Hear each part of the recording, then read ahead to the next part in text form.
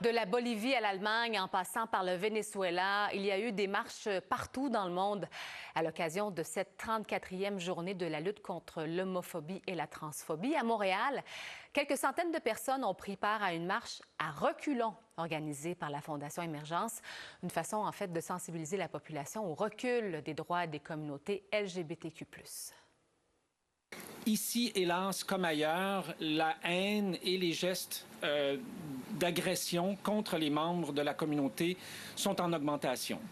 Et on ne peut pas rester silencieux et silencieuse devant ça. On doit s'unir, on doit travailler ensemble. C'est important de maintenir un milieu actif pour la défense des droits parce qu'il ne faut pas penser qu'une fois qu'on obtient des droits, ils vont se conserver seuls pour la vie. Au contraire, il faut continuer de se battre. Même si des choses nous semblent évidentes, il faut les rappeler à l'ordre du jour. Et c'est ce qu'on vient faire aujourd'hui. Je reçois le directeur général de la Fondation Émergence, justement, Laurent Brault. Bonsoir, Monsieur Brault. Bonsoir. Alors, on va revoir ces images de cette marche à reculons. C'est toute une symbolique, finalement, là. Oui, en effet, parce qu'on avait le sentiment qu'il fallait se rassembler pour la Journée internationale contre l'homophobie et la transphobie. Le Canada, le Québec et même dans le monde, il y a eu beaucoup d'avancées au cours des 10 dernières années sur le plan législatif, l'inclusion. Par contre, depuis 1 an, 2 ans, on voit vraiment des éléments qu'on considère comme des reculs. On relie ça, en fait, au phénomène du backlash ou effet de ressac en français. Donc, plus les communautés LGBTQ+, prennent leur place, qui leur revient, qu'elles gagnent en liberté, que les communautés LGBTQ+, gagnent des droits, ça suscite bizarrement, en fait, une opposition, une réaction chez certaines personnes et certains groupes. Et donc, cette réaction-là se traduit par des actes de violence, par de la discrimination, des discours haineux. Ça peut même aller jusqu'à la recriminalisation dans certains pays. Donc, on voulait dénoncer ces reculs-là. Et la marche à reculons en était le moment symbolique. On sait quand même au Canada, on est chanceux, ou peut-être pas chanceux, mais il y a une plus grande ouverture, une plus grande tolérance que dans certains autres pays, même si vous dites qu'on voit des reculs. Qu'on pense aux États-Unis, par exemple, notre voisin immédiat au sud. Est-ce que ces groupes-là dont vous parlez peuvent être influencés par ce qui se passe justement ailleurs? On dit souvent qu'au Québec, au Canada, on est comme 10 ans après ce qui se passe en Europe ou 10 ans après ce qui se passe aux États-Unis. Il y a comme toujours un décalage. Quand on regarde ce qui se passe, en effet, dans les pays occidentaux, il y a matière à penser qu'un jour, ça va venir au Québec, au Canada. C'est sûr qu'au Québec et au Canada, on a clairement une législation plus forte, une acceptabilité plus grande.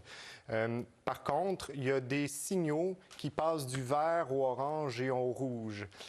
Par exemple, il y a eu une montée des crimes haineux au Canada en 2018 et 2022. On parle de quadrupler les crimes haineux liés à l'orientation sexuelle.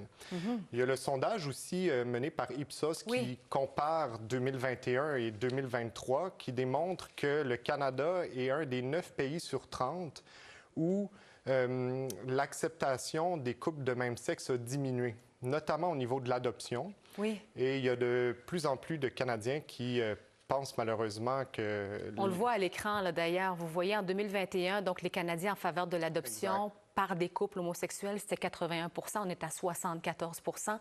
Puis une autre donnée, avant de vous laisser poursuivre, M. Brault, vous parliez du mariage entre conjoints de même sexe, entre homosexuels. Vous voyez, est-ce que ça doit être légal?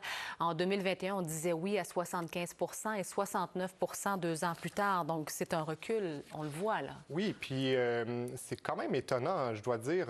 On se dit que ce qu'on a gagné au cours des dernières années, c'est des acquis. Mais en fait, c'est des victoires, mais qu'on peut clairement perdre. Et c'est le message qu'on souhaite lancer à la Fondation Émergence avec notre campagne « Dénoncer les idées dépassées ». C'est de dire que oui, on a eu des acquis, mais il ne faut pas s'asseoir dessus. Rien n'est garanti pour la suite. J'allais vous dire, bon, évidemment, il faut qu'on en parle pour sensibiliser. C'est ce que vous faites aujourd'hui avec cette marche-là.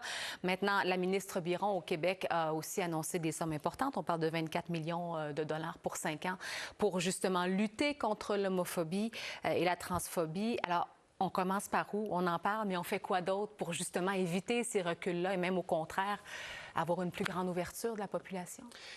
quand on souhaite qu'un mouvement progresse, il y a tout le temps, ça se fait toujours à deux niveaux. Il y a le plan législatif, où on apporte des protections, on fait avancer le droit, mais il y a aussi au niveau des mentalités, de l'acceptation sociale, puis de l'opinion publique. Je crois qu'au Canada, on a été vraiment un leader au niveau législatif. Maintenant, ce qu'il faut, c'est la sensibilisation, expliquer aux gens c'est quoi les réalités des personnes LGBTQ+, c'est quoi les besoins, c'est quoi qu'on vit, créer de l'empathie. Et c'est la clé, en fait, pour que les gens puissent vraiment comprendre pourquoi on mène toutes ces revendications-là. On n'est pas là pour énerver les gens, c'est absolument pas notre but. Le but, c'est de vivre comme tout le monde puis d'être accepté. Le plan de lutte contre l'homophobie et la transphobie de la ministre Biron est venu bonifier des sommes. On n'est qu'au tout début. On espère que ces sommes-là vont servir à la sensibilisation. J'aimerais vous entendre en terminant sur ce que vous avez fait, dévoiler aujourd'hui un agenda anti-LGBTQ+, dans lequel on recense 365 événements isolés qui ont eu lieu cette année à l'encontre justement des membres des communautés LGBTQ+. Qu'est-ce que vous pouvez nous en dire? Qu'est-ce qu'on voit dans cet agenda-là? Bien, on entend souvent la communauté gay a un agenda LGBT ou c'est un lobby gay ou même parfois un peu plus intense, une mafia rose.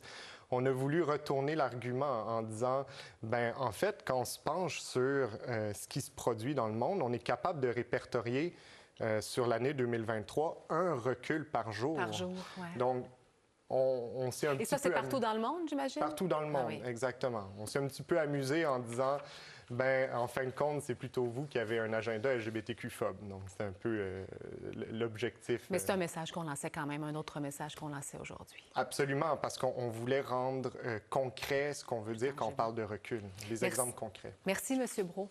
Merci à vous. Merci, au revoir. Au revoir.